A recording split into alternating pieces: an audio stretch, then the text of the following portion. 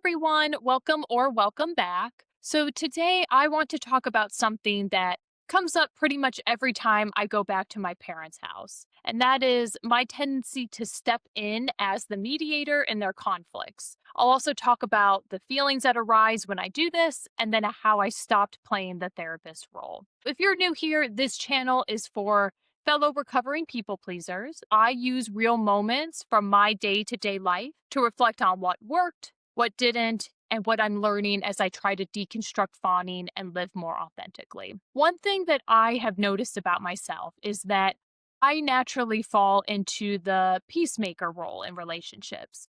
And the relationship between my parents is no exception. So, growing up, my dad would get angry at unpredictable times. My mom would often try to calm him down, which usually didn't work, and then she'd end up hurt and upset.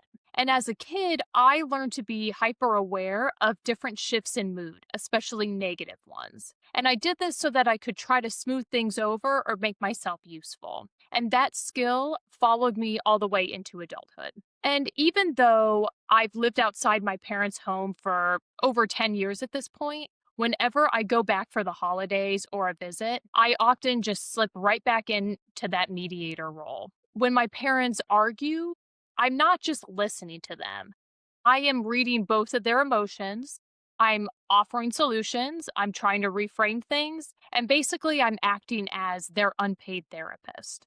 My mom, she has often talked to me about how my dad's behavior affects her. For a long time, I would feel guilty if I didn't listen or give advice. But I've had to confront a very hard truth. It's not my responsibility to be my mom's therapist. And playing that role takes a big toll on me. And one example that really stands out for me happened when my mom visited me in Wisconsin, which is where I was living at the time. We had plans to meet up with my dad, sister, and brother in law in Chicago. And during those couple of days that my mom and I spent together alone, a lot of the time was taken up by her talking about my dad's anger and how badly he had been treating her. At the time, I felt deep sadness for her, but I also felt angry. I knew it was not my job to fix their relationship, and I could already feel the tension creeping into what was supposed to be a vacation. It didn't ruin the trip necessarily, but it definitely made it less enjoyable. I do remember another moment happening during a holiday visit while we were wrapping Christmas presents. My dad, he had waited until the last minute to wrap my mom's gift, which really meant that I was expected to do it.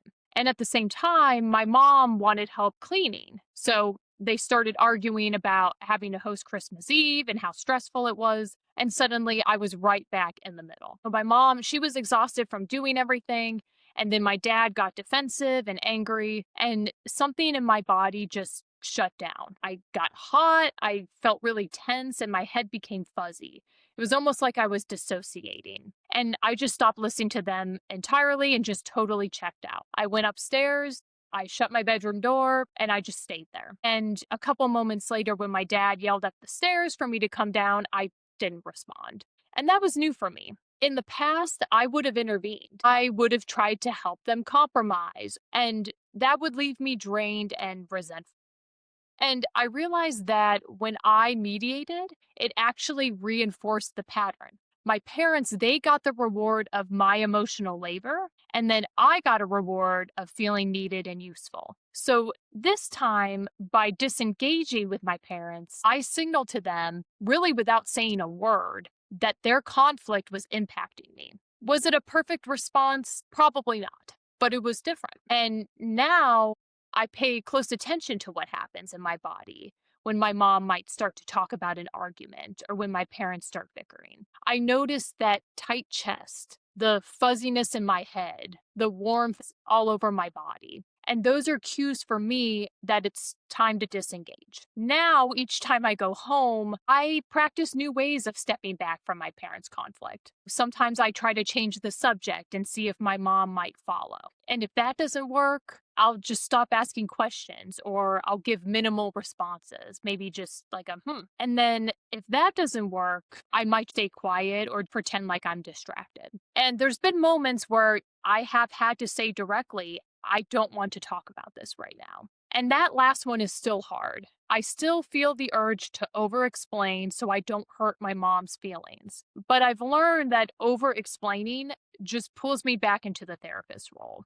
Sometimes people don't realize what hurts us. And as recovering people pleasers, we're used to mind reading. We are excellent at noticing the subtle emotional shifts because we've had to be. But that doesn't mean that other people are doing the same thing for us. My parents, they may not notice my internal distress. So it's up to me to notice it and protect myself. And learning that has been one of the hardest and one of the most important boundaries that I've ever practiced. So, if any of this part felt familiar, especially that pull to fixing other people's emotions, you're not alone. If you want to share, I'd love to hear how have you noticed mediating show up in your own family dynamics? And if this is starting to resonate with you, the things that I'm talking about, you can also like or subscribe so you don't miss future reflections on boundaries. And thank you guys so much for watching and going on this journey with me. We will continue to deconstruct people pleasing,